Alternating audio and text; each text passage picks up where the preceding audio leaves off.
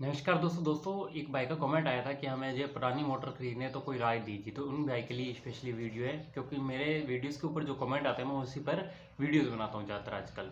तो दोस्तों ऐसा है कि पुरानी मोटर के बारे में आपको पहले बता दूँ, अगर आप खरीदने का सोच रहे हैं दोस्तों, ऐसा है अगर पुरानी मोटर कोई भी खरीदे, समरसीबल मान लो, तो दोस्तों ना खरीदिएगा मेरी राय के हिसाब से। मोटर आपको काफ़ी सस्ती मिल जाएगी। देखो मैं आपको बताता हूँ, जो मोटर 40 से 45,000 के आसपास आती है, जैसे 15 HP की मोटर मान लीजिए 40,000 के 45,000 के आसपास आती है। समरसीबल की बात कर रहा हूँ पहले, कि 45,000 के आसपास आएगी 15 HP की मोटर। अगर वही आप सेकंड हैंड लेते हैं तो आधे से भी थोड़ा कम प्राइस में मिल जाएगी, जैसे कि 20,000 के आसपास आसानी से मिल जाएगी। कहीं कोई 16-17 में नहीं मिलेगी, सॉरी 20,000 तक मिल जाएगी, 17-18 या 20 के आसपास मिलेगी।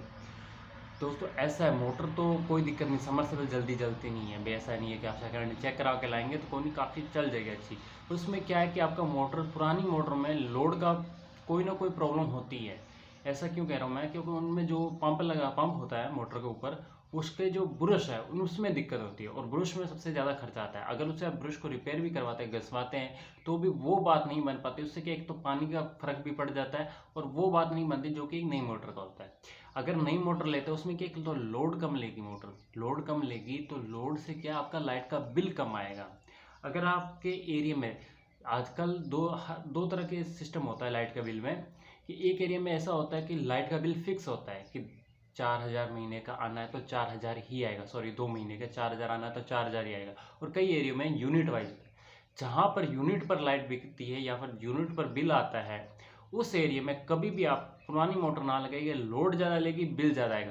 अगर एक बार ट्राई कर लीजिए, कहीं भी सेम किसी बंदे के पुरानी मोटर है लगाई हुई है और आप नहीं लगाते, तो आपका मोटर भले बड़ी हो तो भी वोल्टेज कम, लोड कम लेगी, और वोल्टेज भी उससे कम चाहिए होगी, क्योंकि पुरानी मोटर पंप फिटिंग सेट नहीं होती। उसमें क्या, कई बार जैसे कैप्टी चकाई हो, रेता चका हुआ होता है, तो उसमें दिक्कत आ सकती है। तो उस बाइक को मैं स्पेशली कहता हूँ कि अगर कोई भी मोटर खरीदे, थोड़ा सा पैसा ज़्यादा लगेगा पर सारा दुख भूल जाएंगे। एक बात और विशेष ध्यान रखिएगा, अगर बोरिंग करवा रहे हैं उस समय आप जो कैप्टी उठाते हैं मोटर से, बोरवेल वाले, तो वो कभी भी अपनी मोटर ना दें पैसों के लालच में, कि चाहे मेरे 4,000 रुपये बच जाएंगे, 5,000 रुपये बचेंगे। इस बात का विशेष ध्यान रखिए, पैसे कभी ना बचाएं।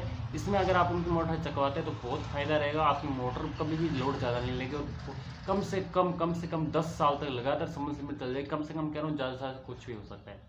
तो ये बात स्पेशली ध्यान रखिए मोटर खरीदते समय। आशा करता हूँ मैंने आपको जो समझाया आपको समझ आया। अगर आपको और भी कोई सवाल है, जैसे मोटर के संबंधित, मुझे कितने HP की मोटर खरीदनी चाहिए इतने एरिया के लिए, या अंडरग्राउंड पाइपलाइन के संबंधित, या फिर खेती के संबंधित, ट्रांसफार्मर के संबंधित, स्टार्टर के संबंधित, कुछ भी जानकारी चाहिए तो प्लीज़ कमेंट करें, मैं आपको रिप्लाई कर दूंगा। कोशिश करूंगा आपके लिए वीडियो भी बना दूँ। मिलते हैं नेक्स्ट वीडियो में, तब तक के लिए जय हिंद, वंदे मातरम।